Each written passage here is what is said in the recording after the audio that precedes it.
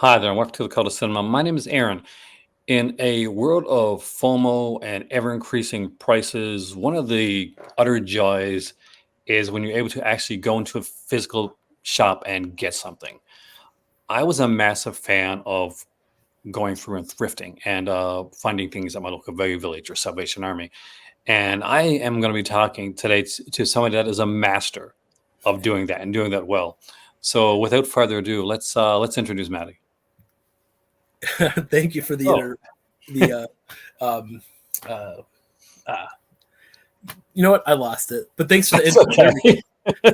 I got a little flustered. That was great. So yeah, we're gonna talk about thrifting movies today. But I'm gonna say that my thrifting journey or my thrifting experience isn't limited to just movies. I'll look through the books, look through the records. I actually thrift a lot of vinyl. Um, what was the last one I got? I got the oh, um I'm gonna lose the guy's name. It's the guy that did the Toy Story soundtrack. I'm like totally escaping me. Randy Newman? Randy Newman, yeah, yeah. So I got his vinyl, and with the first track being, I love LA, like that whole. Um, so I got that. I just got that, and so that was pretty cool. Recently thrifted, Minute by Minute, Doobie Brothers. Just I got one of my white whales. I got Night Warning, Weather Report. Big Jaco Pastorius fan. So, um, and I'm throwing out you know, some names. If you haven't heard of these, musicians, definitely check them out. That's for sure. Or these bands, but Yep. yeah. So yeah, I watch all the videos that you do and some of the other YouTube channels about the Vinegar Syndrome sale or the I think TerraVision was the one going on currently, and like you said, if you have the bones, great, definitely participate. I'm at a kind of like a point where like I don't have like the sale, like I don't have an extra $100 to spend, but I might have an extra $10 or $20 to spend. You know what I mean? And like you kind of mentioned in your intro, you know, I want a little excitement. I want to find things. I like to discover things, and I want to find things on DVD, or Blu-ray, or in some cases VHS. I still have my VHS. I'm not gonna. I have no qualms about that. Well, yeah, and it's like there's certain things I think I was like looking at X or whatever, and Brian Sowers posting like a bunch of his VHS finds that he's made recently of stuff that hasn't made its way to DVD or Blu-ray or 4K or what have you.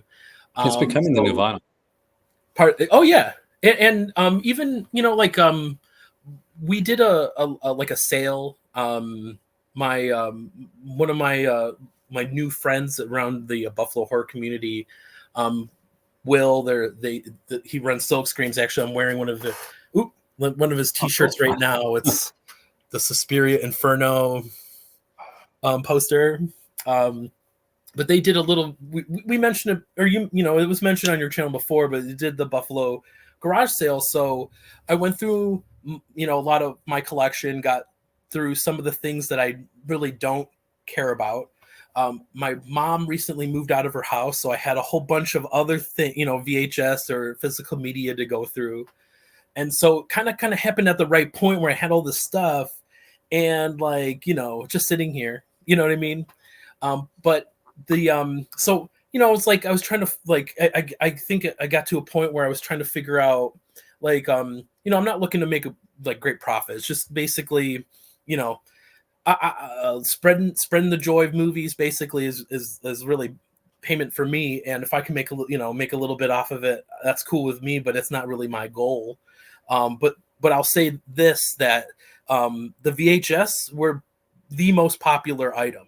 I had Oh yeah, Blu-ray, I had DVDs, and I had toys and stuff like that. But VHS, and not just one, but a couple of people said that I want to get everything on VHS, or I just want to get VHS. Well, there's a reason there's so many VHS like collecting documentaries, and you're not seeing many Blu-ray collecting documentaries right Yeah. now. Oh, I just watched that Adjust Your Tracking, which is a really good one. Oh, fantastic! Have that one actually. Especially when you get to like somehow, like, I'm not saying I'm buddy with anybody, but you somehow know some of these people that pop up in the documentary. And I'll say this: if you haven't watched Adjust Your Tracking, Phil Blankenship, who does the programming at the New Bev, and they're on the Pure Cinema podcast doing like the calendar episodes for the theater, has a really good little bit about the smell of a certain VHS that really makes the whole documentary. I posted it in my review on Letterboxd. If you want like a spoiler, you can go there, but I think Phil's delivery is great. But anyway, they make a point. It's like I said, like some things, Vinegar Syndrome is a company that's great. They're or companies like that. They're Saturn's Core does the Sean Video, right? You have TerraVision that's putting out movies that aren't necessarily available to anyone else or haven't been available in a new format in a while. So all that's great and all. But when you boil it down to it, they took an interest in that certain movie that you might buy Blu-ray of, but there's still a ton of movies that don't even get talked about, even in that documentary. You know what I mean? I've got Breaking All the Rules, which I'm pretty sure it's a 1985 film. It was like a teen kind of comedy romance thing, and I loved it when I was a kid.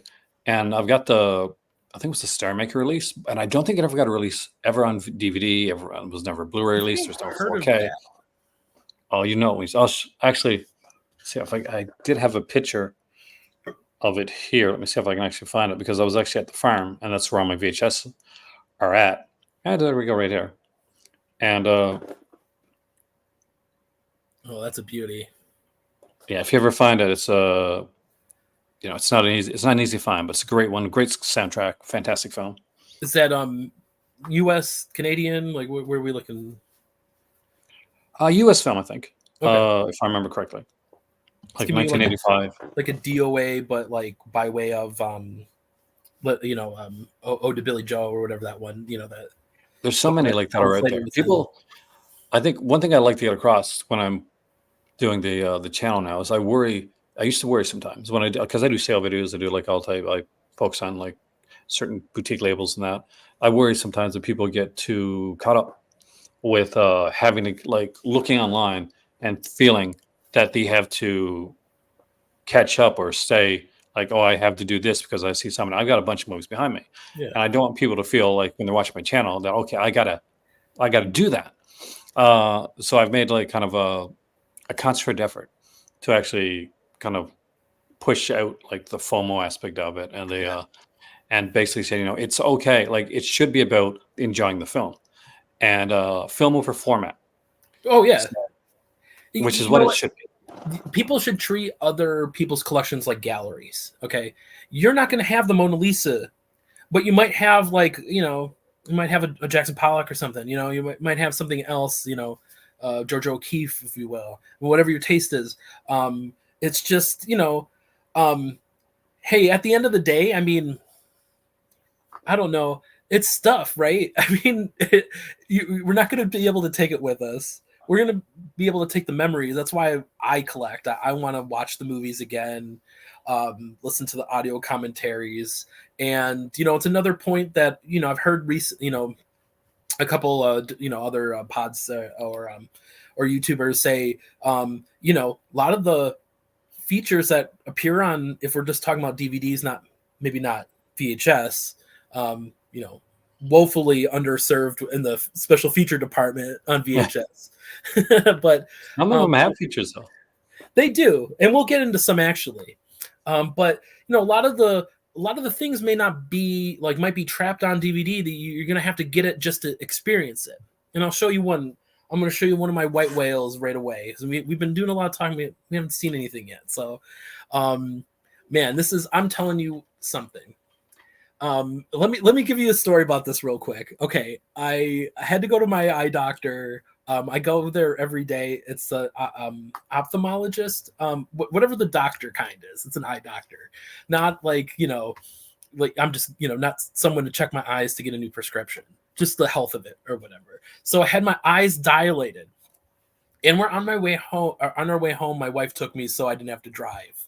It's kind of hard to drive with dilated eyes, although I've done it before. I wouldn't recommend it. So anyway, there's this like sandwich shop that's in like one of the towns nearby, and right next door they have a record store. So I popped in. My eyes are, I have my sunglasses, so of course I feel the need because I'm not cool. Like I'm not a cool guy that goes into a place with sunglasses on, and doesn't take them off. So I'm like, of course I feel the need to say, hey, I just got my eyes, I went to the eye doctor or whatever. And I'm looking through the records. I get, I'm looking, ooh, I like this, I like that, I like this. And so I pick out like a few records. We talked about the Weather Report record I got, the jazz fusion band, Wayne Shorter, Jaco Pastorius, and I got the like soundtrack to Miami Vice, which is apparently a vinyl that everyone needs in their collection. It's like Frampton Comes Alive. It's like, somehow you ended up with 3 copies of the record. You don't know if you ever bought it. I know I bought Miami Vice. I got the receipt, but whatever. I guess I had to have it. So anyway, I pay the man. I'm ready to leave, and I was like, okay. I was like, do you have any movies? I like records, but I'm more interested in getting movies, DVDs, Blu-ray. And he's like, oh yeah, they're $2 a piece. So it's like, you're kidding me. So I had to go. I couldn't stop myself. I had to go through. You got to go back. I had to. So anyway, I found like a couple of Clint Eastwood movies. What's the Heartbreak Ridge, and I forget what the other one. Oh, Firefox. So I found a Blu-ray of that. I was like, that's awesome. Then I found this. This is a movie that doesn't appear on Blu-ray. It's not, and probably for good reason, because a lot of people really, it's kind of hard to think about They All Laughed and not think about this lady right here, Dorothy Stratton, because this is the last film she made. In fact, when I was talking about features that might be locked on DVD, there's a audio commentary by Peter Bogdanovich on this. Very, very pained, you know what I mean? In certain parts, especially when he's talking about Dorothy. And even when he's saying this is the last scene that she's ever shot for anything, this was it. And I think it was some of the scenes outside of her apartment in that movie. But, this is great. They might be able to port over the audio commentary whenever, if ever, this comes out on Blu-ray. I think the biggest stumbling block on this film is the soundtrack. You have 4 Frank Sinatra songs on it. You have a Louis Armstrong. You have a Benny Goodman song, Sing, Sing, Sing, which, from what I understand, is very expensive to license. So, and there is a conversation between Peter and Wes Anderson, which for $2, you could knock me over with a leaf. Holy crap. This is what miracles happen, and that was one of them. Let me show you another one.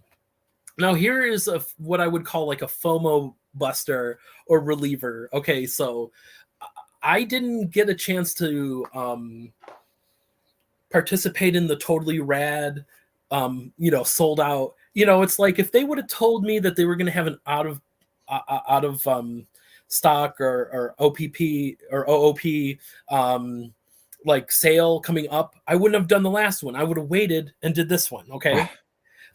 So I didn't buy anything, but that doesn't matter because I was in another thrift store locally and I found this 4 thriller film noir sets, and look at what's in the corner right here. Tough Guys Don't Dance. I actually love that movie, Norman Mailer. I mean, have you watched it yet? I haven't. You know what I'm doing is I'm going through all of them. So I started up top here with The Hot Spot with Don Johnson. I like the movie I'm actually. pretty sure I saw this on HBO back in the day before I was supposed to. Very, very good film, very sexy. And oh god, Virginia Madsen's so hot she could just melt a candle by standing near it. You know what I mean? Just oh She my should god. have been like, she's one of those that like would have been amazing in the film noir era back in the day because she just has that like that feel, the presence to her. That's a good point because I would pair that movie with a movie like The Last Seduction with Linda Fiorentino and her and I did a post on my social media accounts a couple years ago where I did a comparison between her and Veronica Lake, who will come up in a moment. And let me tell you, like Linda Fiorentino, like we're talking about, Virginia Madsen would kill during the film noir era. However, they're so sexy and hot that it makes their neo noir appearances that much better. They're doing things in those movies they could never do in the film noir. Maybe pre-code, but definitely not as edgy as they get in. And that's why I like neo noir. I mean, there's part of it where even especially something like The Hotspot makes me think like I'm watching something I shouldn't. It takes me back to when I was a little, like a younger Matty, and I'm watching HBO, and my parents don't know what's going on. I'm just, I It's got the the late night, should be scrambled channel, but you're watching or it the anyway. morning, yeah, yeah, and yeah. I mean, they used to get like the softcore channels too, so we'll save that for we'll save that for a Patreon conversation at some point. But like I said, yeah. So this is great. I mean, unfortunately, I'm not getting all the special features. I think there was like a couple interviews with the cast and crew and some other material, maybe a booklet. You know what? At the end of the day, I have plenty of those. I have plenty of those releases to get through. So um, I'm just happy to have a copy of the movie. And yeah, I mean, if the Blu-ray becomes available at a certain spot and I want to buy it, I can. I only spend $1 on this. So at the end of the day, I mean, it's like I'm getting FOMO, but I'm not like wasting money doing it. It's definitely economical. One of the neat things about special features now is that a lot of the movies that we watch, like the best special features you're going to find are on YouTube. Whether it's like and visual that's what, essays or yeah, conversations, interviews, like commentaries. There's so much to be found here in this format that, and completely I agree. think that's the future of like special features. I think that's where like we're seeing it now. Like look at Heath from Serial at Midnight, like doing like Going commentaries, and places. uh, Ryan from Disconnected. Cheers to Making both of them. features. Um, so and it's just it's amazing to see that happen, and I think that's the future of like special features and stuff going forward. Is like because there's less and less people like reviewers or that you'd go to for Cisco and Ebert, sadly gone. Yeah. Uh, so you want to find the people that look at the passion and know about the films. Well, this is where they're at. Even some of the movie reviewers, you know, we won't like discuss like Ebert's background, but um, Siskel, he wasn't a movie guy. I mean, he didn't, necessarily. Maybe he was interested in movies, but that's not what I feel like he was more of a journalist. You Well, know, it's the way that Gene Siskel often put it is that he was a better movie reviewer and Roger Ebert was a better writer, okay. which is fair because Roger Ebert is even if you don't agree with his reviews, if you read his reviews, they're amazingly well written. Oh yeah, I will have to invoke the name of Jess Simon when I have to bring up people that are writing reviews that shouldn't. He's a local Buffalo news guy that I don't think writes reviews anymore, but not a fan. Weak sauce, my friend. Sorry, I don't like to be negative. We talked about this on the channel earlier today during a video you had with Malcolm. So I would try not to say anything like in vain or any try to put anyone down. But yeah, he was more of a music guy. He could have stayed there, if you want my opinion. So all right, let's get into it. Let's get into more stuff here. Okay. So, like I said, some people are going to have a problem with the format because, VHS, DVD, we're not talking about the, the peak of technological advancement. The sound, I let's just say I got rid of one of my I sold one of my, I wouldn't say my prized possessions, but kind of, at the sale was talking about, and it was the Anchor Bay Evil Dead 2 tin. Okay. And so, and it was signed by Bruce Campbell, but I have to posit, I have to like say that, by also saying I have a whole bunch of other things that he signed, so it's like not my I was only going to thing say, 'cause I'd be like, that oh he my God, signed. no. I have a nice little plaque of him like from Evil Dead 2 with like the hand choking him that was signed, so that's not going anywhere. But I tell you what, the reason, and I feel it, the deciding factor for me to get rid of that movie was I hated the sound. Every time I watched that specific copy of the movie, I hated the sound on Evil Dead 2.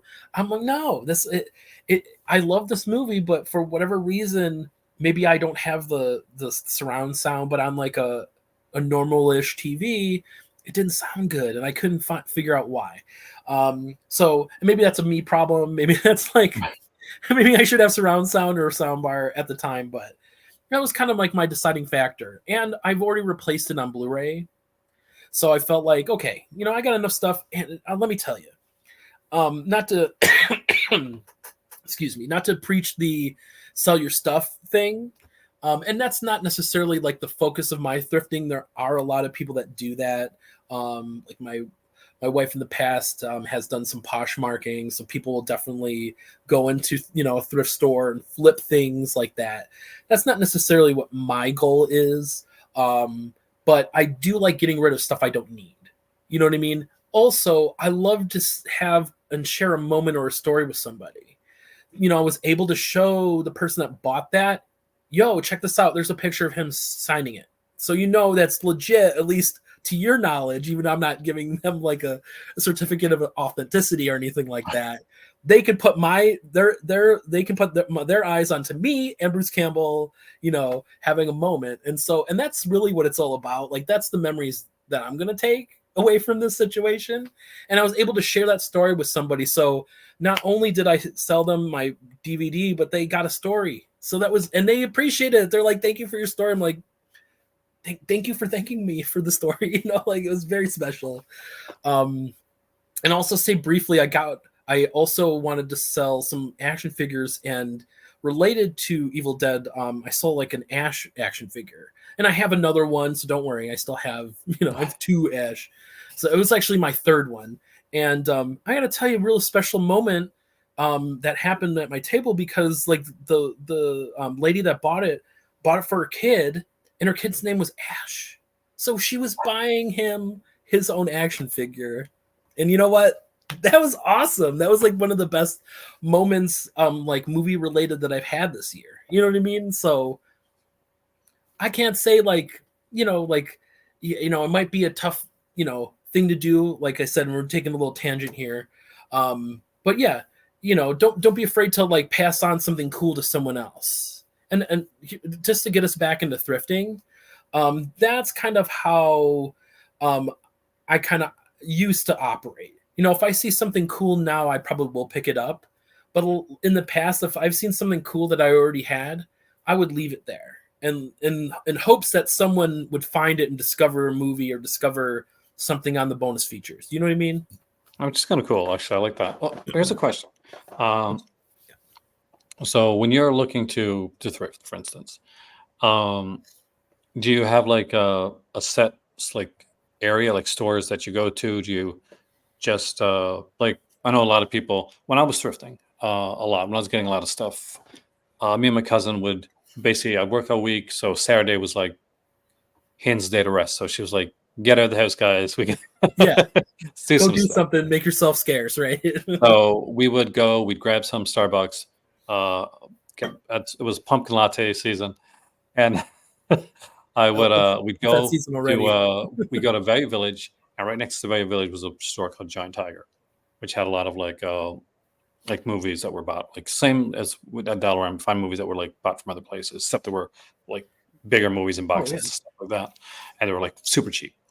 And so we'd go into Value Village, and my cousin and I would go there And all the time you say, well, I'm not bringing the bag this time because you'll find something. I won't find anything. And I would come out with 2 movies and he'd come out with a dozen. It happened all the time. And it was so fun. I miss doing that. Like he actually hasn't gone thrifting since I left. And so we have plans when I get back to Canada to actually go out and go to Bay I mean, Village. and it is thrilling, and like you're saying, like it's almost like, I sent you a picture of one of the places I discovered in a mall, which is one of the places I would say to check out because it's no like shock or surprise or anything. The pandemic really wiped out a lot of industries of things that we love. So Yeah. yes, it's definitely affected restaurants we love to go to, movie theaters, drive-ins we want to go and watch movies at, but it also has affected stores and different things like that. So with that being said, oh, there was a point I had here. Sorry, I'm gonna have to find it now. We have to maybe edit this, but oh man, sorry, I just lost it. You said you were So at, like a lot of yeah, so places closed down. right. Thank you very much. So yes, so a lot of places closing down, and I noticed that one of those places that that is in its like the winter of its lifespan. We'd lost the video stores. Now we're losing malls. Malls are closing, and the places that you get in there in the malls now are a lot of non-traditional businesses. A lot of the big stores, at least around me, have moved out into just their own building.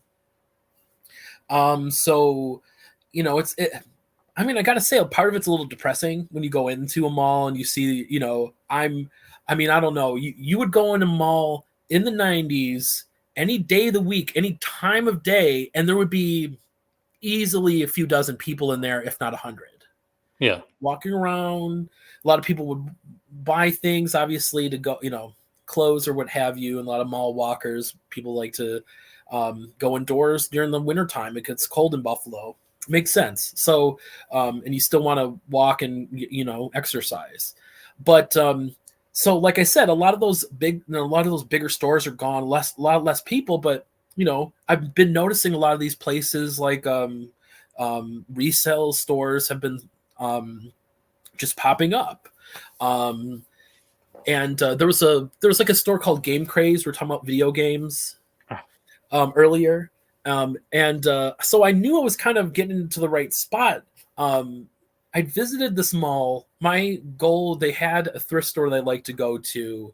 And I think I've talked to you at some point from this thrift store. I don't want to name it because I don't want to say slanderize it, but I'll say that they used to be profit or non-for-profit, and now they're for-profit, and their prices have changed.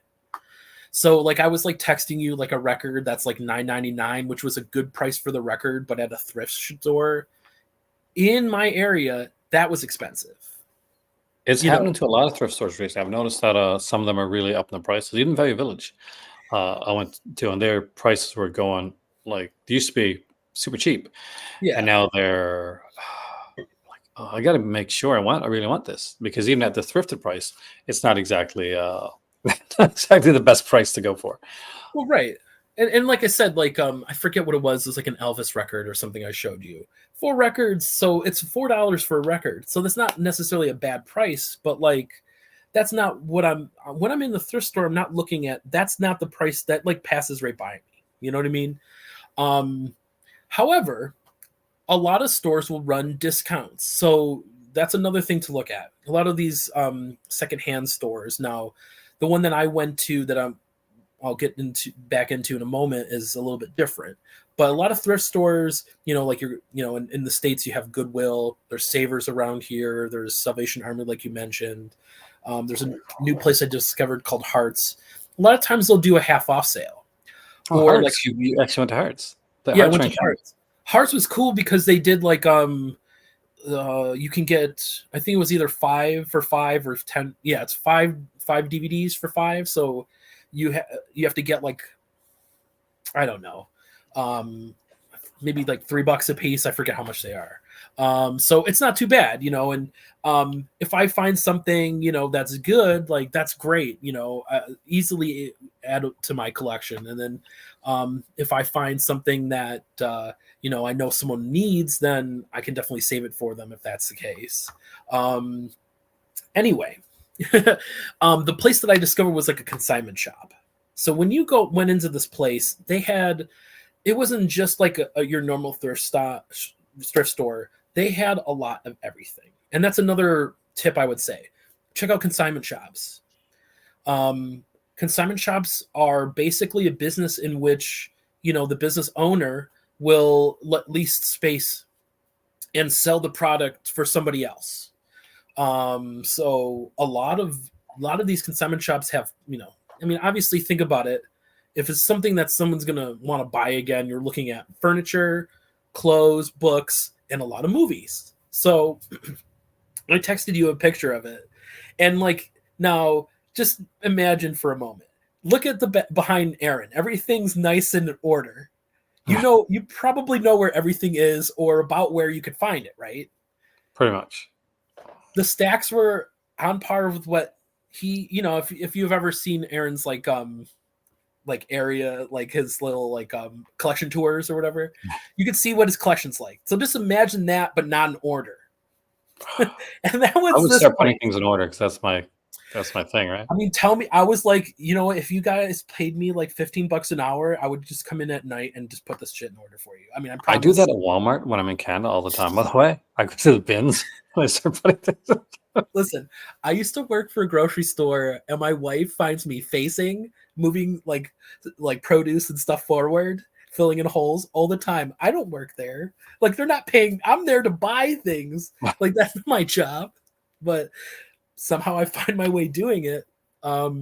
Anyway, so I want to get to more movies. But this Yeah. consignment shop, I definitely found a mother lode. So let's get into a couple of those. Hey, let me see some movies. I want to see some of these Yeah. titles. Let's go for it. Let's go for some of these older movies that I found first, because we did a lot of talking, but we only looked at like 2 movies. All right, so okay, we're talking about relieving FOMO. Well, how about like finding stuff that's only probably going to be on DVD? We talked about They All Laughed, which isn't on Blu-ray or anything, probably because of the music.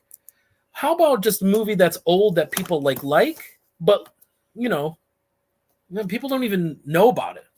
So a label that has pumped out a ton of those is Warner Archive. I think their archive collection is underrated if in terms of like just the volume of stuff that they've released on DVD. And I know they're a major studio. Yeah, I get it. You know, they're trying to make money off of what they own. But man, you get some good stuff. So here's some. So they must have had like a stack like this big. You know, they must have had like 20 in a row. So I was texting Aaron because I was like, you know what, he would probably be able to help me with some of these. So, so I got a couple of these Warner Archives. So these are DVDs. So the first one that I have here is the Unsuspected. That's such a cool. I mean, look at it right there.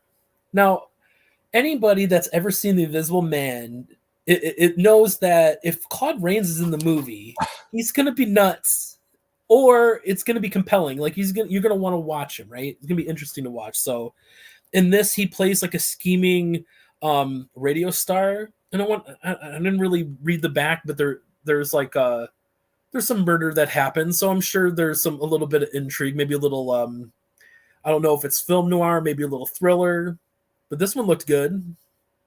It is like Claude Rains is one of those actors too that made it from stage to screen, and that was extremely hard to do for a lot of them to make that transition without being too pantomime. And he was, because he has a voice like Claude Rains had, like that's why I was chosen for the Invisible Man. Like the studio didn't want him. Like the director fought for Claude Rains as the Invisible Man because of that voice. That's the reason that I mean, Vincent that Price. carries this whole performance, really. It does. It's an incredible way to see it done. And this one is directed by Michael Curtiz. Was he Casablanca? A lot of these, He did a like, ton. A lot of these He did guys get one like, some of my favorite movies. He did like a bunch of like Errol Flynn films. He made yeah, he made Captain Blood. oh yeah. So I mean, I can't wait to get into this one. I think I'm going to try to do, you know, we've mentioned this on the channel before, but I like to do like some themed months. And so I wanted to do a key November because I have a lot of keynotes to get through. I'm gonna really like having stuff like this is gonna be make it really hard for me just to do that and not do November as well. So Yeah. um, and I think I have some Pinot Noir, so that's good. You know, I can scratch, you know, both itches at the same time. All right. Here's another one that we were talking about, and this one's directed by King Vidor. I, you know, I recognize the name, but I can't remember another movie he's done right off the top of my head. Um, but it's a name I recognize. Yeah. But when I looked at the back of this one, I recognize another name, and we talked about it. But this is a movie that features Mercedes McCambridge. So you're probably saying, "Who the heck is Mercedes McCambridge?" Right? If you don't know, but a lot of people may know her as the voice of the possessed Reagan in The Exorcist. And she's also like a movie star as well. I'm guessing that's Ruth Roman, but she's in this movie called Lightning Strikes Twice, which is about the guy's okay. So it's like a yarn where the guy is convicted of murdering his wife, and it's basically like he's on death row. Which is good. Um, I like King Vidor did a ton of movies, by the way, like Stella Look at Dallas. that! Look at how sexy that is too. But yeah, I'm sorry. I think I cut you off there. Oh, no, no, it's just saying, like you said, King Vidor, you can't think of any movies. Like she's done like things like Stella Dallas, Fountainhead, War and Peace, like Okay. absolutely fantastic director. Awesome. So like I'm in the right spot. So I'm not like a huge old movie fan, but I mean I really love to expand my you know, my horizons, if you will, or my tastes, and I love thrillers, I love noir, so it really honestly doesn't matter that much to me what time frame it's from. I've kind of reached that point in my movie going where if you say, oh, I mean, we're not just talking about horror movies in general, but if you have a nice thriller, like a really well paced suspenseful thriller, I don't care what decade that comes from, I'm going to probably want to watch it. So I'm really glad to like discover some of these things. This I like one my the older is ones because they're shorter too, which is like I find like, oh yeah, my time is valuable. Can you give me a movie 90 minutes and under? So, oh yeah, and just to your point, when the I'm last watching one was something, 90 minutes. because when I see something now, and I'm like, oh, this movie's three and a half hours long. I'm like, don't you have an editor? Like, you have an editor for your film? Well, that was my only complaint about the hotspot. I think, and it's a Dennis Hopper film, so he Yeah, does. It's one he directed but doesn't appear in, and it's very taut. If that I can use a word from the 1970s, it's a very it works really well. Like it's well staged or what have you. But it runs 2 hours and 10 minutes. Like we could have found 10 minutes to get rid of there, you could have honestly, trimmed a bit. and It's you a great wouldn't film. have It is a great noticed. film. Yeah, I agree. So anyway, another one I found was this western called Split Second. So I didn't want to just get like film noir, although or thrillers, which we were saying we're just talking I about how would have much I totally love loaded them. up on film noir and thrillers. I mean, I do Yeah. too, but I just don't want to just get that. You know what I mean? And sometimes, like I'm only human, so it might take me a while to get to this. So I'd like to stock up and have a little bit I love of. the uniformity of the Warner Archives. I love the way that they all look, the way that Oh yeah. The only thing that has changed though that gets a little bit annoying, which I'm not worried about, but I can see someone having a problem with, is that a lot of these, I don't have a good example, but you see how it's blue? Some yeah. of the releases came with a black background. Like Yeah, my no, Star all mine are 80 blue. has Like I got a that bunch of Warner black Archives. background. I love the blue ones. Yeah, and it's great. And they changed it a little bit. You know what? I don't mind if I was keeping up with Warner Archive when they released them and then they switched like, oh, next year they're doing black. I would have been fine with that. And I'm not that much of a nitpicker where I'm like really Oh, it won't worried change about the movie. I'm like, I'm gonna buy it now. It's a good price. yeah, right. So, all right. We talked about Veronica Lake, so I wanted to like at least mention this. I was a fan of The Glass Key, and that also stars Alan Ladd. So another film noir. I wish I would have took the sticker off of this because you can't really. You can. You know what? I'll just take the card out. Gun for hire. Some of them I got to, some of them I didn't. So I got this Gun for Hire, of Oh, course. that's With where the was it Noir? Was that Fox? The Fox Noir series or the Columbia? Columbia Noir? Universal. Universal. Okay. Because they But all had their own noir series, Like uh, I was in St. John's and I met a guy that he used to be a radio like movie reviewer, so he would get sent films, and he had just given up. Like he was leaving. He was actually in the country, so he had all these movies and he was selling them off for super cheap, and he had all these Fox Noir films. And because he got them from from Review Place, they all had like a hole punch, like in one little spot, oh, which I didn't mind. I was like, I don't care, like I'll buy them all. So I they didn't like put a bought. hole through the disc, right? I mean, you can still play that. I was like watching movie after movie after movie. It was just so nice. I love those film noirs because it's just a lot of them like 70, 80 minutes long, sometimes 60 minutes. You can pop Yeah. in like one or two and you're good to go. I'm going to transition to video cassette in a moment here, but it just made me think of a good point that I've been kind of mulling over. I know that Netflix is starting to do this, which I don't think that they put enough content on Netflix for me to like ever go there. Like I rarely go there. And let's just say I'm not necessarily not entertained by the stuff that they have on there. It just doesn't draw me in. But a lot like sometimes my wife will suggest a movie that's on Netflix and we'll watch it. And I'll be fine with it. But anyway, they have this cool section, and I've seen it somewhere else, a Criterion Collection.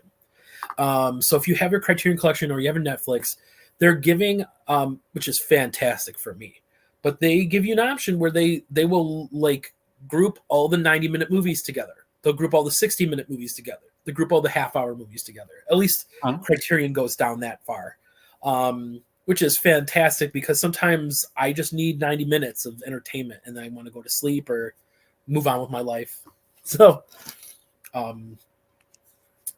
used to look for the collection when I had like Netflix, and I had Amazon. Amazon used to do it too. Or I'd be like, okay, it'd be like movies under 90 minutes. I'm like, okay, let's see what's in that pile. I mean, they're definitely worth checking out, and I mean, unless it's like some type of grand epic or something like that. Like, really, do you need more than 90 minutes to tell a story? Well, Horizon apparently did so, but that looks to be like really amazing. To be honest with you. That's one of the things I regret. Not that I regret much, and it's not a true regret, but more of my movie soul, if you will. I really wanted to check that out in the movie theater, so I wish I would have gotten out there, but I haven't really seen any new movies in the movie theater this year yet. I just haven't been drawn to anything. I wanted to go see, maybe not first or second week, but I wanted to see Deadpool Wolverine. We just haven't gotten that far yet. So it's a fun movie. Here's a quick thing I wanted to bring up. Actually, one more film noir I wanted to that I got from that consignment shop that I wanted to talk about. I'm not sure. Now, does this have a Blu-ray release? I think so. I think it is now. I have it came initially on a film noir set, which I have. Okay. Because I love it. Come in there. Yeah, fantastic film. I've seen the trailer like so many times, and I've heard it on podcasts. So I definitely wanted to check it out. And this is one that's eluded me, but it's got a audio commentary by Glenn Erickson, which I haven't not heard of that person, but that could be something locked to this disc. You know what I mean? A full audio commentary that may not get ported over to the next release, if you consider this was a studio release. And so Warner Brothers, right? Yes. All right. So yeah, I wanted to move on to some VHS, but I did want to give you like one or two things like I found one of these hanging out. French Connection. I'd already had a copy, but especially now after the scandal. right. And we're gonna do another one of these Buffalo Horror garage sales in like a couple months. So I'm gonna I'm gonna see if someone else wants this one too. And yeah, so let's get into VHS now. I think I'm probably going to resell these, only because my I don't know, my collection's kind of gone to disc. You know what I mean? And so I don't want to. We definitely talked about earlier. Like, I don't want to put down the format of VHS because it's still something that people like are interested in and want to collect. I think Um, that like for especially for like the genre of horror, VHS is so good. oh Uh, yeah, because sometimes I find, especially like the older horror on Blu-ray, and it just looks too clean. It looks like yeah. there's something about that, like that VHS that is a little dangerous. There's a As long reason as that we have a ton of VHS, like like anthology films, by the way, guys, because VHS is that kind of like it's that scary format. It's like where exactly did this come from? This doesn't look polished. It doesn't look clean, yeah, and there's pops, there's hisses sometimes. There can be times when it'll like when a scene's been watched a lot, and a scene's been watched a lot because it's gonna it detracting not because gonna skip. It's gonna like have that like kind of that aspect to it, and I love that. So it's cool. I've got like some VHS that I've got that are still aren't open because I got like DVD copies of them, but I just want to have the films themselves. So I got like High Noon on VHS. Um, oh, I and got some westerns too. I definitely have some westerns to talk about. all right, Um, let's see some VHS. I'm yeah. excited with VHS. Actually. Okay, so and let's. I know this is something we're planning to. You're planning to put out around Halloween, so I want to. It's definitely horror crazy or horror heavy, if you will. All right. But let's start with this one. Okay, I'd watch this one. It's more of a sci-fi movie, but it's very interesting. And like honestly, like I don't hear anybody talking about this movie. It might be one I might get rid of because I wasn't like that enamored with it, but I'm really glad that I checked it out once. Grand Tour, Disaster in Time. Have you heard of this thing? I've seen it actually a long time ago, like VHS, like literally VHS. It might have been the same one. I mean, not the same exact one, but this is an Anchor Bay release. Also, I've heard of Star Maker. Are they like an older label? Star Star Maker Maker. is like what became Anchor Bay. Okay. So a lot of the initial like special features, like I have a Hellraiser and Hellraiser 2 from Star Maker. And if you get them, like they have like a yellowish case, like the one I showed you, the breaking all the rules. Yeah. And on the back, they'll have like interviews with after the film. So Star Maker is one of the ones that was much like Full Moon. We're going forward and making interviews onto like VHS and doing like special features that weren't being done anywhere else. So whenever you can find Star Maker stuff, I'm like hold on to it because it was one of the it's pre Anchor Bay. Well, and so that makes sense. They're both on there, and yeah, like you said, like a lot of the some of the Anchor Bay releases that I have include um, widescreen format. I have them somewhere, but I'm not going to dig them out. But like I said, either widescreen format. A lot of times they'll have a deleted scene or like a making of after. I'm looking at you, Army of Darkness director's cut. But yeah, this is a very interesting movie. I'm just gonna say, okay, so basically, some mysterious tourists go to this guy's bed and breakfast. He had lost his wife and he lives with his daughter, and the daughter is the little girl from Jurassic Park. So you definitely got to check it out at least once, for no other reason. I think isn't that the same little girl that's like pogo stick in on the pogo stick in Tremors too. So you got to get the trifecta, right? So I'll just say this: the tourists that like meet or visit Jeff and his daughter, like it's a little weird. It's kind of like that caller where you get to a point and you're like you think it's like one kind of movie, and then it takes like a long like just a turn. And Hard turn. it's a hard turn. Now, honestly, like I don't want to spoil it because there's this like one there's this one Don't sequence. spoil it for me. I don't want to spoil it so much that it's like I said, I might ultimately keep this one, but it was just because of how interesting. I don't think it was a great movie, but it gets to places that's great. So, but nice little sci-fi. We talked. You did mention, um, Full Moon. So let's go with Full Moon next. We got Castle Castle Freak. Freak, I remember buying that on VHS actually. Director's Cut. Yeah. Now I found this one. Honestly, this was another thing. I have a copy of Castle Freak. So it's not necessarily something that I need to keep, but it's something I'm happy to pass on to someone if they need a copy.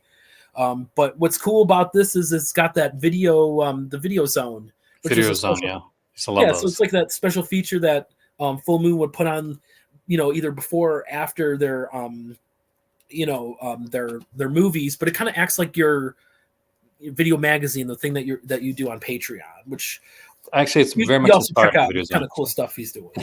That's what it's very much inspired by Video Zone. Very nice, very nice. So, all right, here we got another one. We got one more Full Moon to look at. We got one of the subspecies, subspecies 4, Bloodstorm. That's Kevin Spirtus is in that one, I think, from Friday 13th Part 7.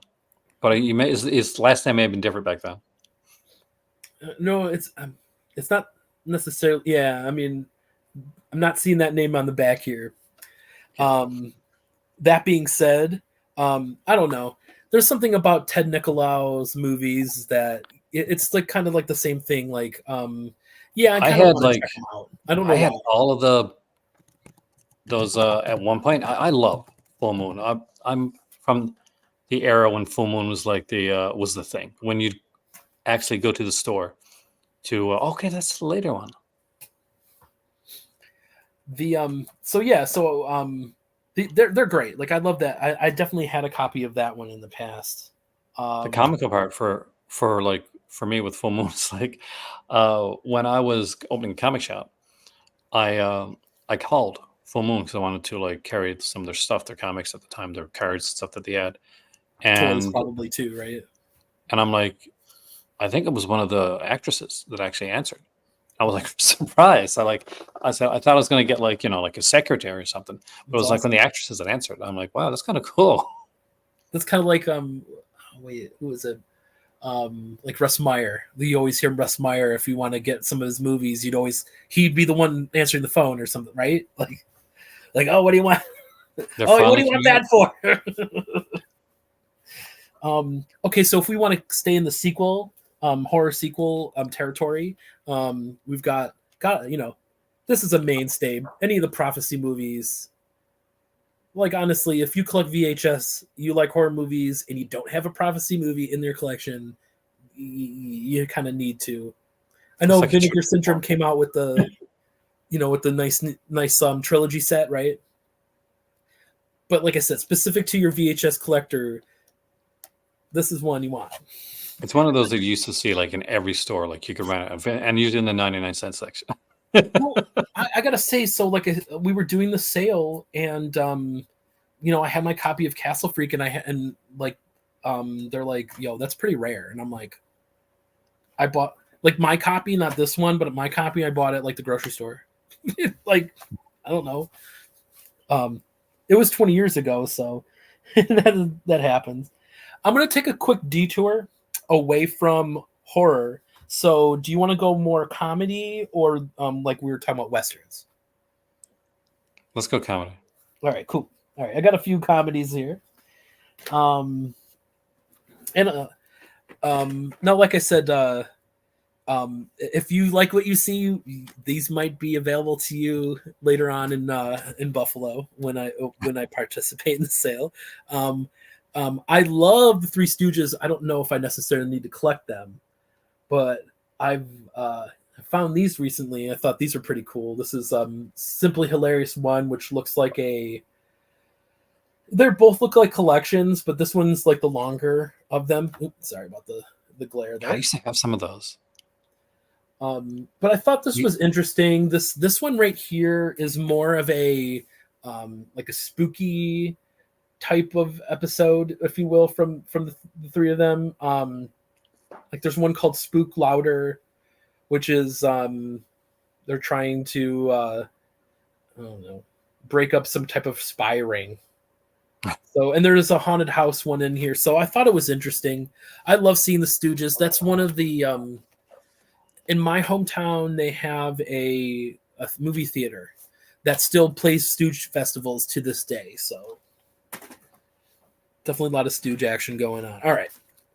Now this is another one that I picked up.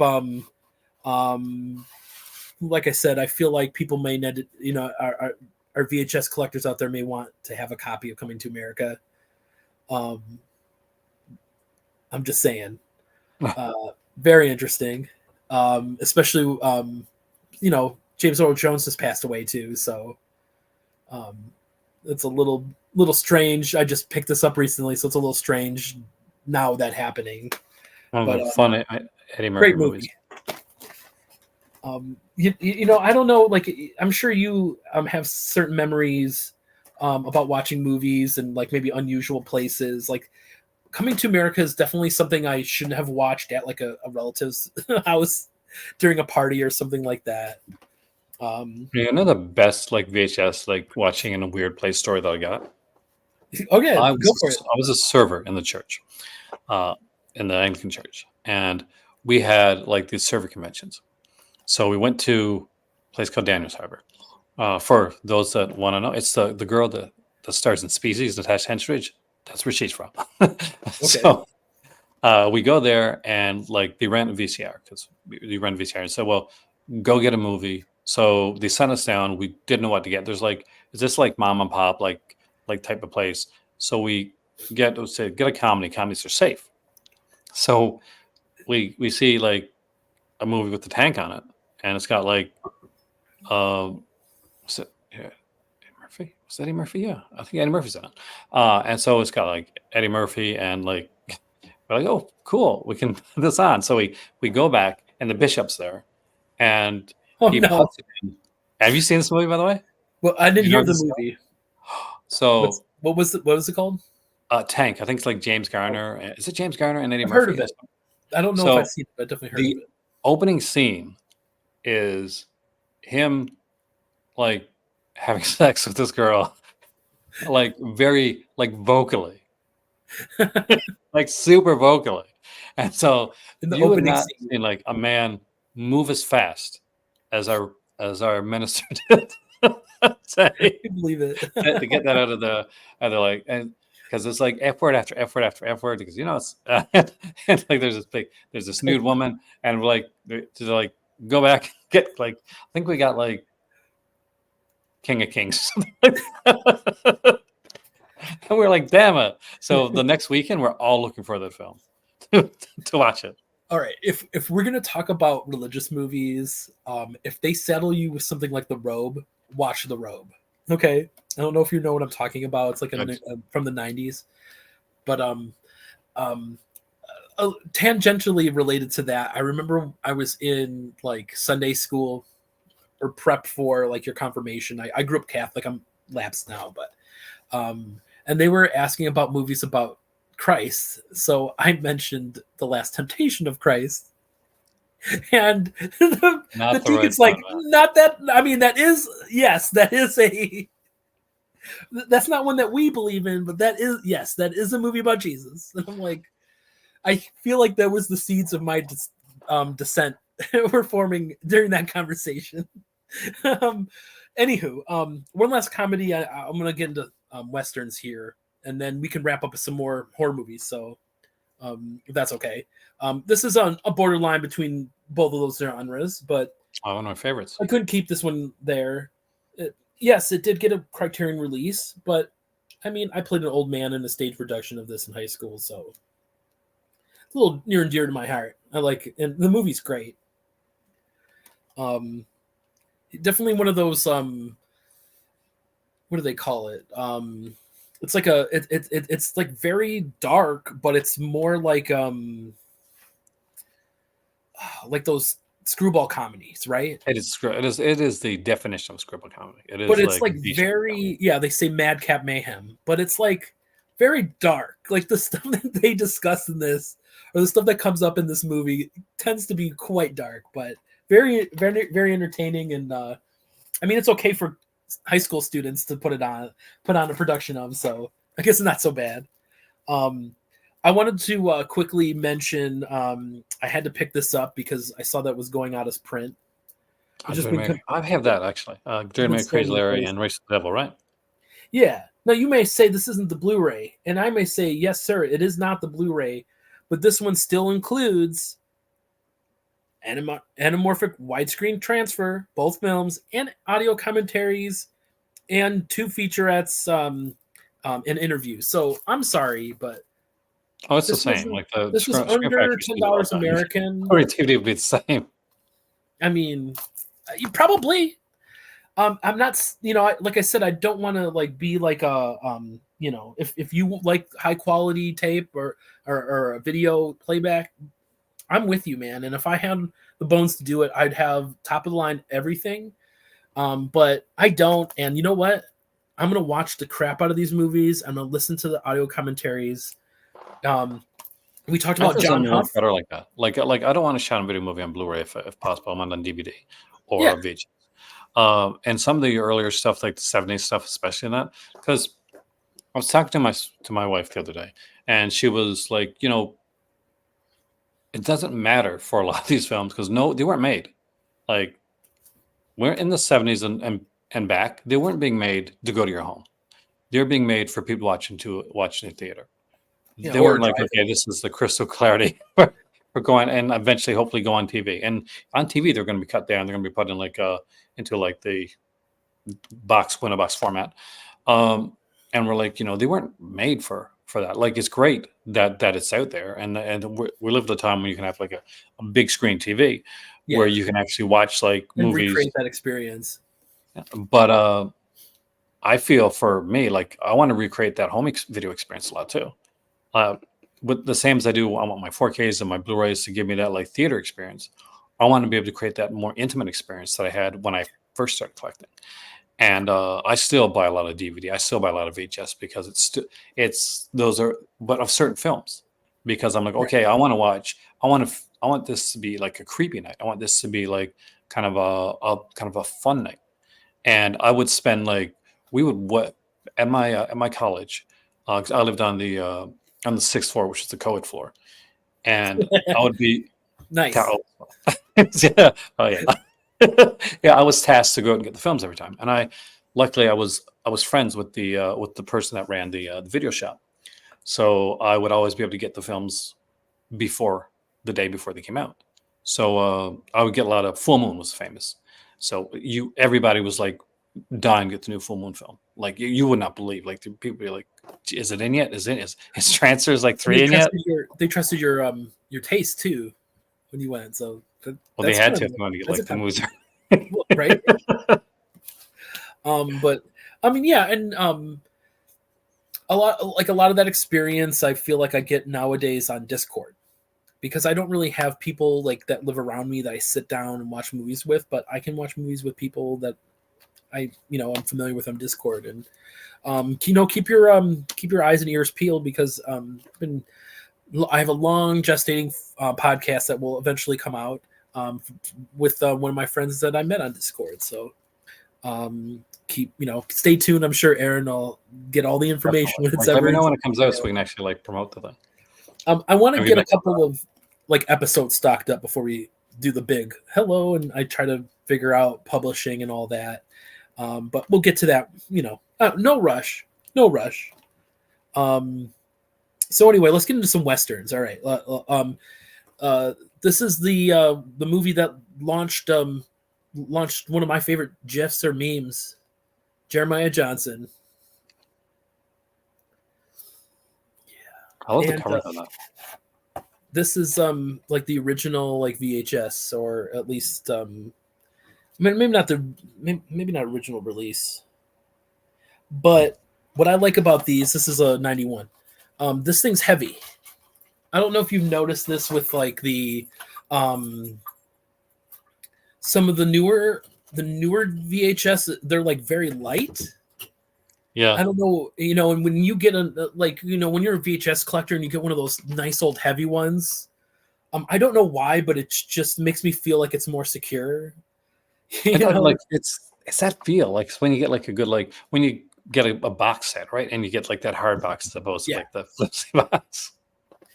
Um, but it's like I think I have a copy of like Night Riders, the George Romero movie that's like that heavy VHS that I love. So Well, that um, would have to be because that's a longer film.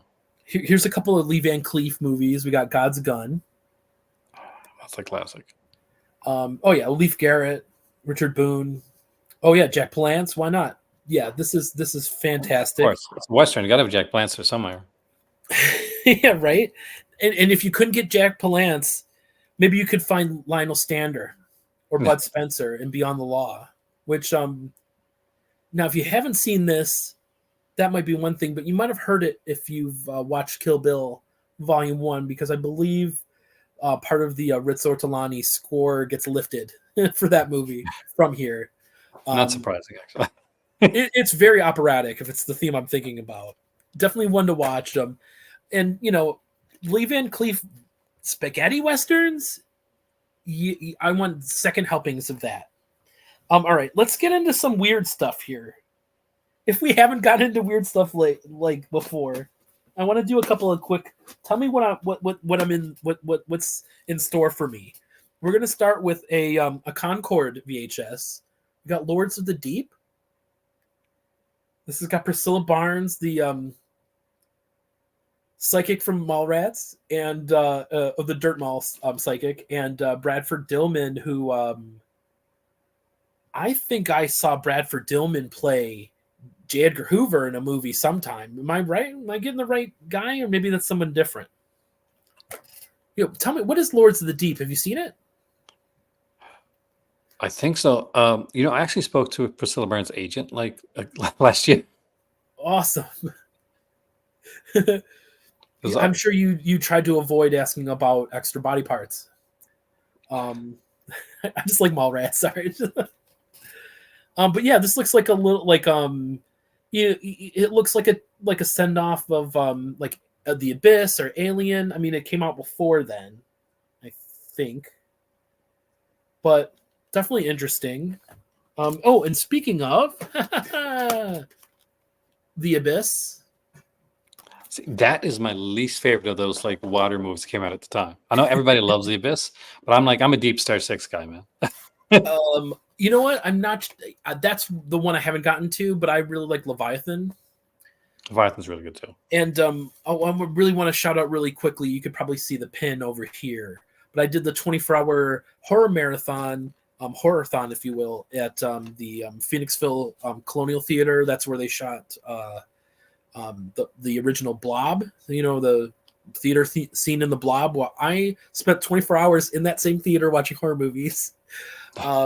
It was an event put on by Exhume Films. They're doing one this year as well, which unfortunately I haven't planned to get to. But I definitely am going to try to make it to the next year's. But they showed Leviathan was one of the movies. That was like one of the early morning movies in that in that festival, if you will. That's an odd time for like to do with Leviathan, like early morning, because you know what we had already gotten Tremors that day, so they'd already kind of peppered in the like 90s TNT USA Network vibe for me. And I'll say real quick about Tremors before we move on. I was not prepared for all the swearing, because I always watched that movie on like USA, like we're saying, TNT, and it's always edited for content. So when they start swearing, Kevin, and it's fantastic. Kevin Bacon and Fred Ward have great banter with one another, and I felt like I was missing part of the movie, and I'm glad I got to see like a 35 millimeter print of it. You know what I mean? But let's move on. Here's another one I have no idea what it's about. This is a screener copy. It's called StarQuest. Oh, StarQuest. So you've seen this? This one I have seen, yeah. It is different. What do we got? What's it about? It's I see Stephen Bauer of Scarface and Raising Cain. Ming-Na Wen is in it from Agents of S.H.I.E.L.D. Yeah. I'll definitely watch it. I don't know if this is a keep for me, but it's definitely a watch. If it's the one I remember, it's very riff tracksable, which is kind of fun. It definitely sounds like an Alien riff. It's Like definitely the type you can watch eight with some friends. And astronauts have some fun. suspended in cryogenic chambers for nearly a century wake up to find the human race obliterated by a nuclear holocaust back Yep. on Earth. So they're like, it's like maroon. So it's basically like a 90s like Twilight Zone episode. All right. When's the last time you saw this VHS? What? I remember that. It ain't Thriller, but it's Moonwalker. Which You know they was put it like a Making of Moonwalker VHS too? you know what? Honestly, I think it's on here. I think it's on this tape because they Moonwalker isn't that long.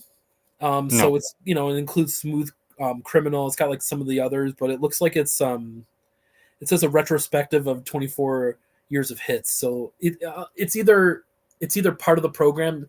I gotta tell you, it's been 30 years since I've seen this. I remember Joe Pesci in it. I remember obviously Michael Jackson, but I don't know.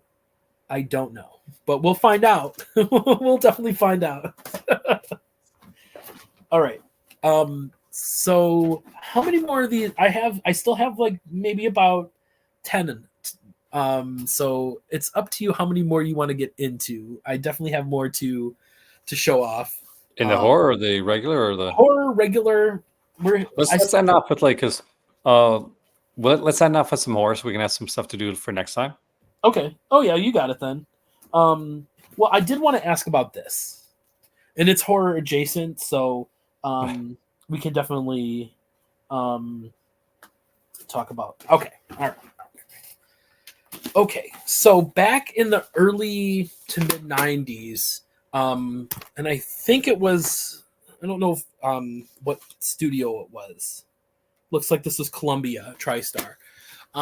They're trying to get back at that bring back the like horror icons of the past. The Universal monsters, even though this is not Universal. They're trying to reinvent the classic. The classic monster. So I've got 3 of them.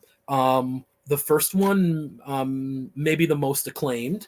And I believe it was nominated for an Oscar, but we have a Francis Ford Coppola film, Bram Stoker's Dracula. That is my sister's Dracula film. That's all girls and guys around that age, like that was their favorite Dracula film. Yeah, I have a couple friends that have this that hold this film near and dear to their hearts. So definitely one to check out if you haven't. If nothing else, the score.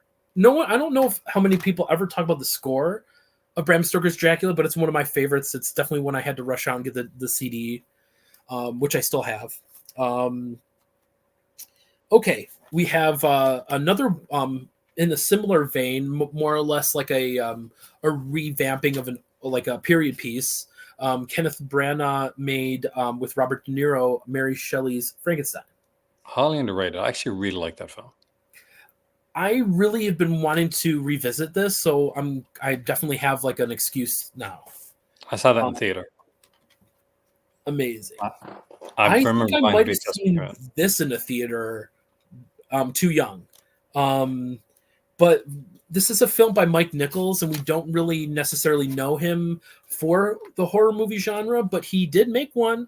It was called Wolf with Michelle Pfeiffer, Jack Nicholson, obviously is playing a wolf, and James Spader. James Spader, really good. James Spader's perfect for that. I mean, James Spader, if he's playing an a-hole, I'll try to keep it PG-13 here. Fantastic. No one better, basically. Okay. I'm gonna end in some horror, but I have like ones that are not horror, but I did want to just pass by you real quick before we end here. You know what? I'm gonna save this till next time. But I'll have something to replace it. All right. So, okay. This is a sci-fi movie, and I've not seen it, but I've heard of it. But I mean, it's really treading similar ground. It's called Monolith. I think I have the VHS of that. Now, do you know if this ever got a release elsewhere? I don't know if it has actually. This is basically another version of like Jason Goes to Hell, The Hidden. You know, it's like one of those like Body jumping callings. movies. It's one of those like body swapping movies. Yeah. Um, but yeah, I want to check it out. You know why? Because I love this. Well, I mean, Louis Gossett Jr. Rest in peace. He had passed away recently, but rest easy, my man. Bill Paxton, big fan. Yeah. So this is definitely one I'm gonna get to. Okay. All right. We talked about white whales. We talked about favorite movies, and this may be a VHS that I might have to hold on to. I haven't decided yet, but in this garage sale that I mentioned previously, one of the movies that I got rid of was Friday the 13th. Now I love that movie, and having a VHS might be important for some people to have in their collection. And I'm really glad that I was the person that did that for somebody. Actually, I might still have it. I don't even know if I sold it, but even if I did, nothing would have prepared me for finding this for very, very a reasonable price, if you will. And this has to be perhaps my favorite Friday the 13th movie. I love that. Friday 13th are ones that I want on VHS. I used to have all of them. I had the original set, and then I got when they put them out again, when they reissued them with like generic covers. Um, Uh, I got yeah, the like this is the generic cover cover you ones. want. Yeah, you want the cool cover because I you have. think that's the one. I think I had one of the generic re-releases of the original. It was so sad to see them with those covers that like literally had little to do with the film. But yeah, like now I had heavy aspirations for this past Friday the 13th. And so I wanted to watch a lot of movies, and I only ended up watching 1 and 2. I did the Alice Hardy double feature, if you will. But I still do plan to do the Tommy Jarvis trilogy. Like I think it's only 3. 4, Right? 5, and 6. 4, 5, and 6. So this is what I was going to end with. So we're lucky enough this year to have another Friday the 13th in December. So I'm going to be watching that in December. That'll be fun, especially if you're watching VHS. Exactly. Now I put it in, and it wasn't rewound, so I watched basically this like part of the scene where the sheriff is trying to help the kids get away in the cabin.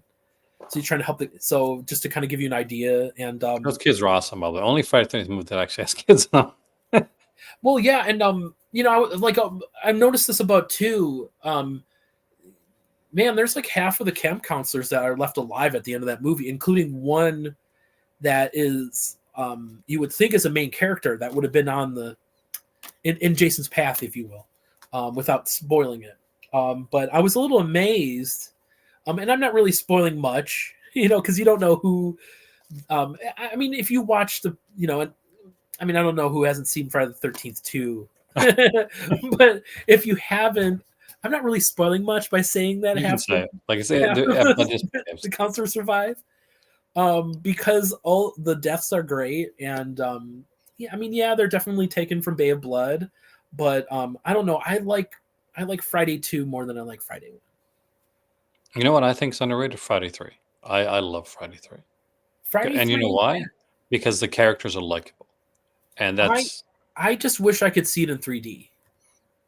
That's the only thing I would like to do. I've seen that a bunch of times. I went to theater for that. It had amazing 3D, by the way.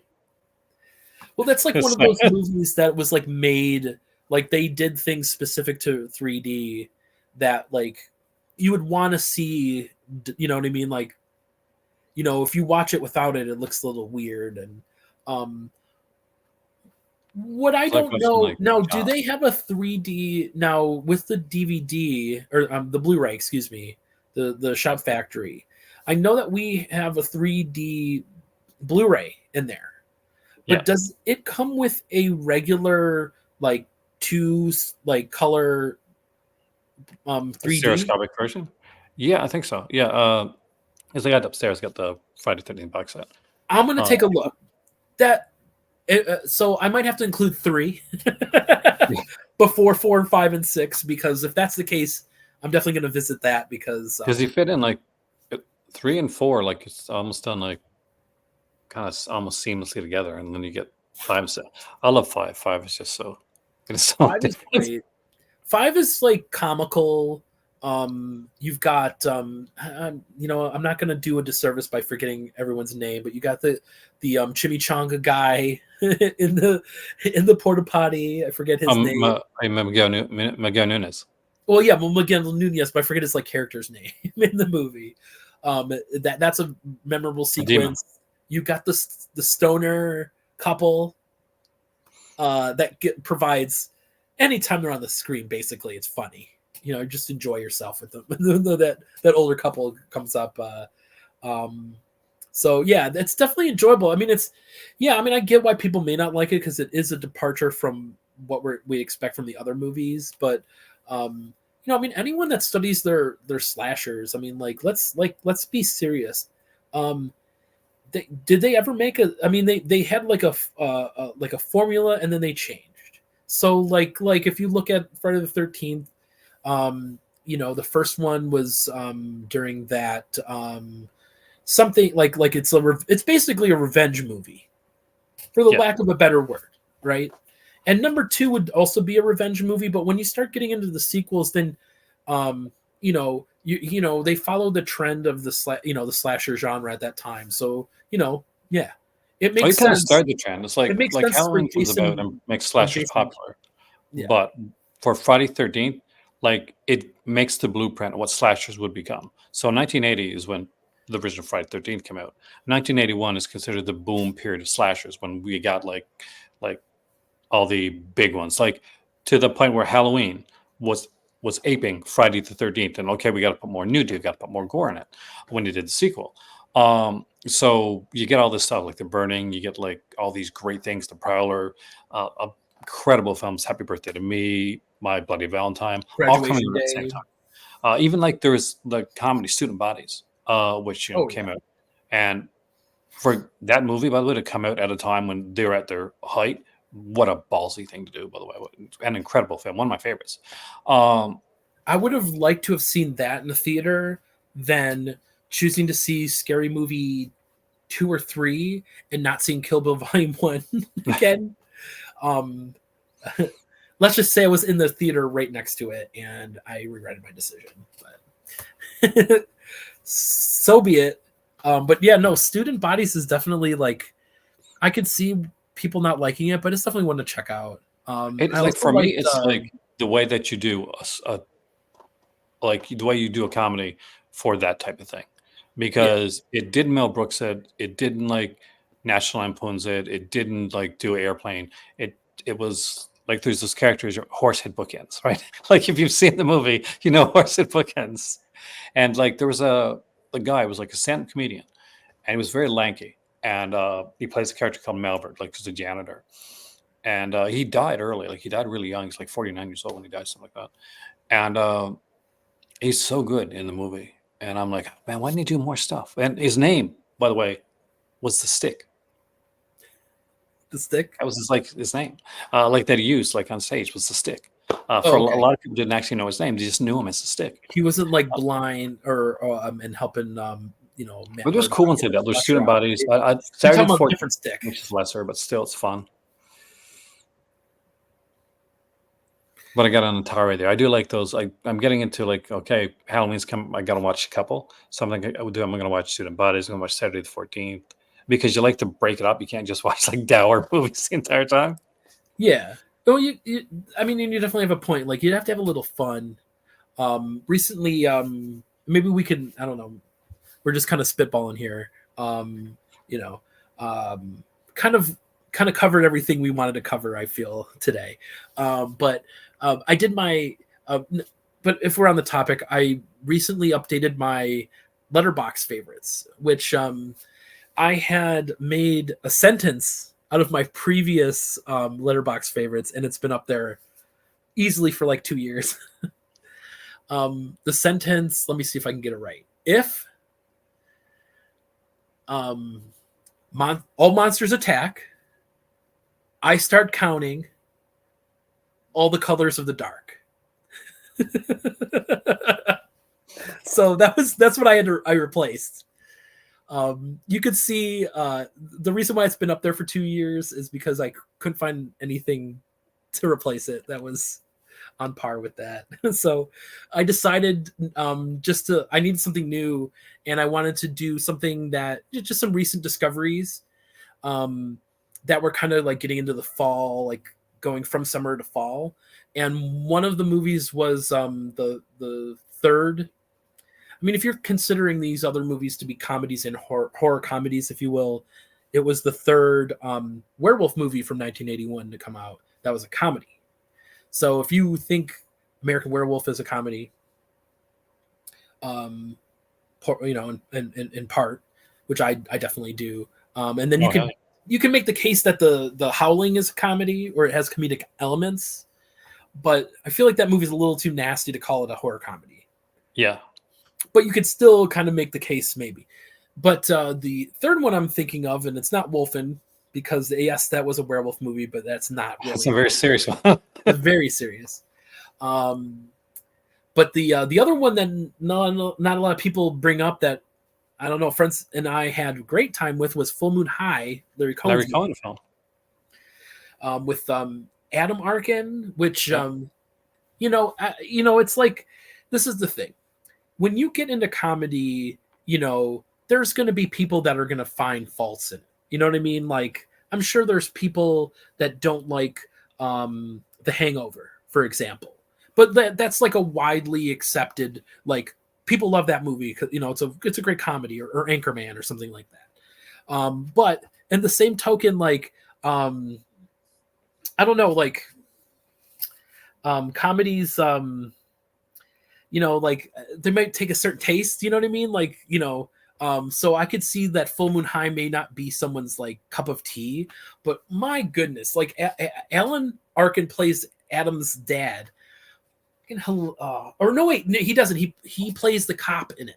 Oh my God, so funny though. His, like, when he shows up, and maybe he might take the lion's share of like laughs in that movie. But oh my God, his performance in that movie is so funny. And we just had fun with it. Just, there's like a running gag where the werewolf is I don't want to give away too much of the movie, but I will say that there is like a time elapse, and you get to a situation where like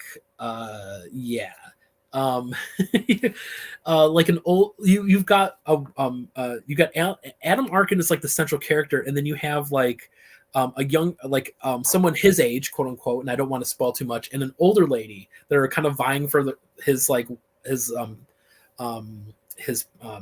love, or whatever you want to call it. And so in the movie, like the older woman is like old enough to be his mom. So, and they definitely play into that. But what I found really interesting, and I'm sorry I don't remember the actresses' names, but what I found really interesting is I looked up to see that those actresses were really like maybe 4 years apart in age. But I mean, that's like the that's the 80s for you. But it's just definitely one to check out. I know I kind of went in a little tangent there, but Full Moon High. I've always like fight for like the Larry Cohen films. And that's a good Larry Cohen. I've been trying to cross out all of his movies. Like the last couple of years, some of my like cinematic missions have been to kind of finish off some of director filmographies. So I went through Romero, I went through Wes Craven, I went through Tobe Hooper. I finished those three off. I still have Elvis to watch from. Did you watch all the Wes Craven? John Carpenter. Pardon me? Did you watch all the Wes Craven? Yeah. Are you sure? Okay, all right. In fairness, I didn't watch The Fireworks Woman or whatever it's called. But I mean, I'm not against it. I just, He had to make money, man. Yeah, right. Abe Snake. So anyway, we're talking about Larry Cohen. I have two I haven't gotten to. So I don't know if I'm going to find them before the end of the year. But Full Moon High in part was to try to cross off more of his movies off the list. I saw another movie with Esther Roll that he did called See China and Die, which is a really great title. Especially when you consider it was a TV movie that they were trying to launch a TV show off of, starring Esther Roll. Good times, right? Good times. But it's good. It's definitely like that TV movie feel to it. But that's what I doubled with Full Moon High. And it was a very entertaining double. But the two I'm missing is Perfect Strangers. I didn't pick up the Blu-ray. It was one I wanted, but we're talking about having FOMO with Vinegar Syndrome. Not a lot of special features on that disc. I think it kind of deterred me a little bit from buying that one. But that's one I definitely want to check out. And then Special Effects is the other one I haven't gotten to yet. Good film, really good so film. Actually. Those two, that's some Eric Bogosian's in that, I think, right? Yeah, I definitely want to check that one out. It's more of like I remember the renting VHS. I remember like so plainly, like it was yesterday. Going like grabbing that from the shop, and it had like a bit of a like worn case at the time when I picked it up, with that kind of cover that was like wasn't vibrant anymore. When you get that, like not really sun bleached, but it's just like it's faded. And I mean, that's definitely like one thing that also deters me is when something's sun bleached, and you definitely get that. I always check out the disc because the inside is good, but like that definitely like gives me pause when I'm thrifting. It's like you never know. Like I always check like if it's good, if it's something I really want. For instance, I don't know if I'm sure you come across like the James Bond ones, like the VHS where the flap opens up, and I'm like, yes, I think I love those. I can't pass up one of those at a shop, and now I had them out, and we had a. What did they have on the inside of the flap? Was it like just like photos from the movie? Photos, sometimes write-ups and stuff like that. Like it's kind of cool. Like remember like the Anchor Bay when they did like the clamshell cases, and with the right aspect ratio, and you open it up and it'd be like Darrow Gent or Hammer Collections or Supergirl, and you take out the insert and you turn it around, there'd be all this writing on it. Yeah. So kind of like that. It was kind of cool. That's sweet. Well, that's one of the things where I've noticed some of the older so this is a little trick. I know we're kind of, like I said, we're still a little rambling here. But here's something that I do. So I'll thrift to get a case, really. So a lot of the releases, a lot of the older Anchor Bay releases, for example, they carried that tradition of putting like a slip, like the slip cover with the write up or an essay on the back. They started to do that on their DVDs as well, but they were like like their cases were like like the black case, like here's Adoration, just like the regular case. So I've gotten to a habit where if I went through my collection and I found whichever movies I had from that had that case, and I just went to like Dollar Tree at the time and just bought whatever random movie they had that had a clear case in it, swap the cases out. So our Dollar Tree charges like $1.25 now, so it's not that bad. I swap the cases and then I thrift. I'll like donate the other one that I didn't end up using. See, it's like when I go to Spain, they have a lot of red cases, and I collected the '88 film slasher classic collection, the early stuff, and some of the cases got broken, and after they stopped doing black cases, they started doing black cases instead of red. So whenever I go to Spain, I'm looking for like, okay, because they do red cases a lot in Spain. I'm like, okay, can I find like cheap movies that are in red case and I could switch them out? I did that recently for a film that I got from Spain. I got because they had one of the early slasher classics that didn't have a red case. I'm like, oh no, this needs a red case. Yeah. So I switched them over. I do that a lot of times, like when we've discussed Vinegar Syndrome a lot. I do that a lot of times. You know, you see a lot of times with some of these companies when they first start out. Um, Makes sense to me. They probably go with the cheaper packaging, so they have that blue. Like some of their older releases has the blue have the blue case Huh. before they went to the clear. So like for example, Telephone Book will be in a Blu-ray case, and I did the same thing. I just bought like a movie. You know, at the time, Dollar Tree, you know, and I'm just bringing it up because they had like a lot of cheap movies. I don't know if they were quality, but they, you know, like some of them, they had like a clear case. So I did the same thing, bought a movie and swapped it. So now it's Nice. all like uniform. Um, I, and you know, I feel a little bad because I did the same thing with my Benjamin Button um, Blu-ray because when Criterion came out with that, that was like a studio ish release. Um, and I ended up buying it from Vinegar Syndrome. So I'm like, I kind of wish I could have went back in time and been like, check your thrift store, dude. Go to go to the dollar store and see if they have some cases for like $2 versus like ordering it $10 from which is fine. I mean, I'm fine with it, but I'm just like, damn it. I could have did that a little bit cheaper and would have the same result. You I know what I remember mean? getting Benjamin Button for $5 in like one of those like Walmart bins. Oh yeah, I was not a that's the fan thing too. actually. Those Walmart bins, they went away. So I feel like every store had them, and which if it's available to you, they definitely came back to some stores. But I feel like it's like wherever their maybe their warehouse is or the distribution center might be located. Because in some of the DVD or Blu-ray collecting groups on Facebook that I follow, a lot of people talk about the $5 bins, and every time I go in my store, they don't have them. See, we So still have some in Canada, especially like the area that I visit. Now, there's one store used to have a lot of them, and they barely have anything. But then there's one shop that I never used to go to. I always used to hate going to because it was a smaller one, and I go there and there's like two bins, like there's like two $5 bins, one's on one side, one's on the other, and I'm like, hell yeah, at the Walmart, yeah, like two big or even like, the and they're smaller always store has a bin. Man, we got it rough in my area.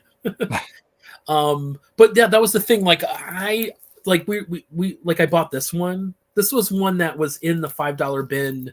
Um, I ended up paying a little bit more for it, but I valued having a copy of it, especially since it was like included in the Shop Factory going out of going out of print sale.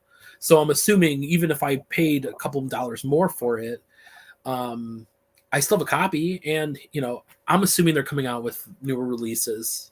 Usually, when these things go out of print, I'm thinking there's got to be something coming down the pike. You would think, right? You'd think that there's probably like a 4K coming.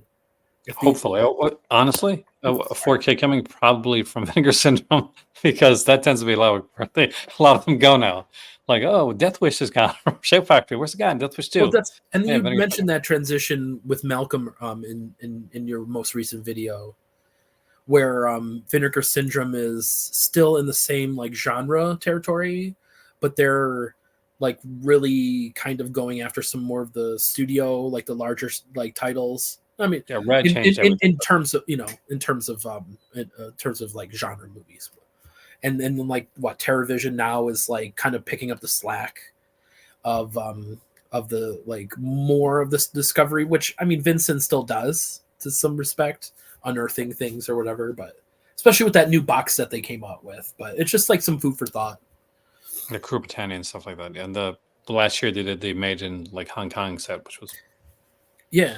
But incredibly and I fun. was thinking like and that last picture show or lost picture show is definitely their attempt, I feel, to kind of be like, we're still, yeah, you know, you're getting your Death Wish 2, you're getting your TCM 2, you're getting, Existence, which I got a copy of it, of course, but here we're still doing the work, we're still doing the preservation of movies you never heard of. And So it's gotta be neat sometimes, like when you're able to go into like video into like a store and like with Warner Archives and actually find some of like those like labels yeah, like for cheap. Because I remember going in to my very village when I was going to business school, and Hind would pick me up after school, but I would there's Very Village was right next to my school, so I would go there every day and just hang for a bit because Yeah. she would finish work about half hour after I got out of school most days. So I got out. I think we were doing like public relations that year, and like we're heavy into public relations. I go to the store and there's like these bunch of like Criterions there. I cut like for like $2 each, and I'm Yeah. picking up, Lost like Days Confused, and I picked up like some really cool stuff. I'm like, oh yeah, I gotta get this. Kicking and Screaming was there, Noah Baumbach, and I yeah, mean, when you have those moments, those are just great they're moments. great moments. And we'll give another pro tip. I know we're just like kind of just kind of going off some tangents here, but another pro tip is hit up the thrift stores that are close to your Barnes and Noble. Think about it. Think about it. A lot of people okay, I'm going to just say it. There's a reason why I found a lot of Warner Archive movies. Okay. They're older movies, and a lot of fans of these older movies get older. Okay. I'm not going to take it the next logical step in that conversation, but you get where I'm going. So I feel like a lot of the people that buy Criterions from Barnes and Noble are in that, older generation. And so I feel like they're basically like treating it like it's like we used to when DVDs were the thing and not, before streaming, where you're going to have your collection or you're going to have what you have, and there's us who are crazy and collect things, curate our massive collections, get a whole bunch of stuff. And then there's a normal person that just wants to watch the movie and then maybe the special features, and when they're done, they're done. So just throwing that out there. I have found at this particular thrift store I like to go to, close to Barnes and Noble, at least five. At least five Criterions. Which is fun. I mean, like And sometimes at the same time. So I like in our area, like I recommend guys check out your Very Villages, check out your Salvation Armies. I find a yeah, lot of stuff there, and actually for cheaper than the most. I found like the entire Blake 7 series, a UK series, by the way, the UK release at Salvation Army for under $10 for all four that's seasons. yeah. It's funny you mentioned that because I had like a similar discovery I picked up at we were talking about Hearts, right? Which I think is new around here, newer. But I've seen their bins around, so maybe not. But I found the UK releases of the Soderbergh Solaris, which is just their, it's like a DVD release, but still, and Dogma, which until recently, Those which are hard to find. was hard to find, right? I had my own copy. I was, I'm definitely, I'm not saying I love everything he does now, but I definitely grew up being a Kevin Smith fan. Oh, I'm a Kevin Smith guy. I love his attitude now more than like he's got a great attitude. He just I married my, I'm not going to say they're my friends, but I'm a huge fan of Ralph Garman. He was on K-Rock. He's in the 4 o'clock movie as a cameo. So you've seen him before. He's an actor. You mentioned The Prowler. That was his movie debut as an extra. But he does his own podcast. He just got married to one of our it was like one of our like fan it's like a fan group for the podcast, and her name's Queen J. And she was like one of the more prevalent like members of the podcast community, if you will. And Kevin Smith officiated their wedding on Saturday. Which is cool, man. That's cool. Yeah, super cool. And also, Kevin said that it was such a momentous occasion that he wore pants. They were jeans, but still, he had wore pants. I think it was fantastic. It was, in LA, I definitely would not have been invited or anything. That's why I was like using the term friends like loosely, because I've definitely like talked to like Jen a little, a lot over the course of just, listening to the podcast, becoming involved in his community. And so it's really cool. Like, I remember, just being a fan and then like kind of getting the seeds of like, are they like a thing? It was definitely like one of those like, um, you know, uh, like a water cooler type of things in the group where we're like, are they an item? And I mean, as Yeah. evidenced by this weekend, they definitely were. And I think it was cool. I mean, it's cool. I mean, I'll just say this: it's called the Ralph Report. It's definitely a really neat podcast. Maybe we'll end it there. We definitely have like a it gives you that talk radio, like your daily radio show. So you think about what you would listen to going into work, your morning show. But he, it's Ralph style. So he used to be on Playboy TV. So he has once a week he has a sex education type of segment.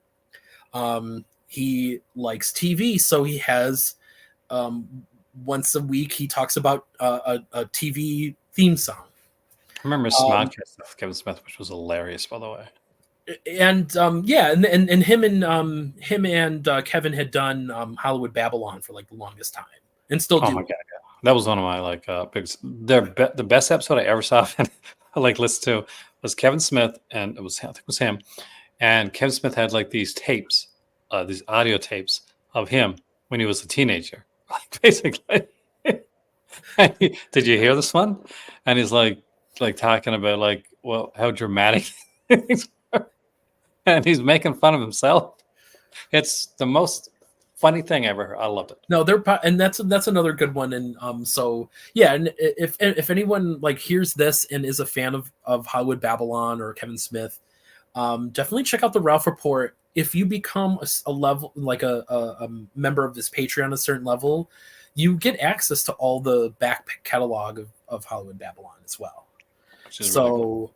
That's like pretty decent value. I haven't really scraped I've only scraped the surface, if you will, of the collection there. Like sometime we'll do like a podcast. 15 years of podcast. We'll talk about like a podcast, a video, maybe a video where we can actually name some of our top podcasts. Well, give people some suggestions. I mean, I'm like a later. We won't do it now because I want to save this for some video. But I have like kind of like our own, because I'm sure we all have ones that we listen to that where we think, oh, do people listen to this one? Like for me, like I've been on a couple. I've been on Just the Discs and Kyle Bibbs, and I'm like love those guys, Daniel, Brian, great guys, and I'm like, oh, do enough people listen? And like Just the Discs, like I think everybody listens to Just the Discs. If you're watching this, you do. You should and Pure Cinema podcast too. We'll just have Pure Cinema podcast. That's like a given. You can't mention like, Brian. You can't watch one video. You can't listen to one video there. You got Elric on there, man, and Brian together. You get like you get like Tarantino on there sometimes, which is We talked about Phil Blankenship earlier. He's on that podcast every month. When they do the calendar, right? They do the new Bev calendar. So and that's fun. I definitely got involved with podcasts around the time when Once Upon a Time in Hollywood came out, like maybe like a year or so before that. So one of the cool things was they did a podcast and they covered the whole month at the New Bev of movies that they programmed before the release of that film that like were direct influences. So like Model Shop, different things like that. So I think like Sweet Kill was one of the movies that I discovered off of that with Tab Hunter, because Tab Hunter was maybe one of our next ideas for a video. Oh my goodness. What Sweet Kill? No, like the podcast idea. Actually, it's talking about some of the greats that are right there, and actually put it out around the time that you're starting yours. We can tie it all in together. Nice. But I want to thank you so much for coming in tonight. Before my timer thing goes up, and it has been like a treat and a pleasure as always. And I'm looking forward to our next one. Actually, it'll be I think it'll be a lot of fun. Yeah, I gotta get you and Malcolm together to play Cinephile. I know. I'm waiting on that. I still want. Have you seen the videos on YouTube? I still want to do the draft one, which I do think I'm calling Malcolm out. I think he's like going back about that one, but I'm ready for a draft. So okay, yeah, I have some surprises. Not really, but I have some things up my sleeve when and if we get to that. And if you followed, it was mentioned. Malcolm mentioned it today too. So if you followed along, you get a couple of hints. The only I think one I I'll know where mention we're going. is RZ. And I don't have a copy of House of a Thousand Corpses. As um, long as you get Lords of on Salem, that's a good one. I had the CD, but I sold that. I want to thank you so much for coming in, and I want to thank everybody that's watching here now. Happy Halloween month, because we'll be in that when you see this here. So, by the way, this is September when this is being filmed. So we're talking about like a television sales going on right now. We referenced that video a few times just in case people wonder. Yeah. And hopefully the television sale went really well. But we will see you next time. Bye, folks.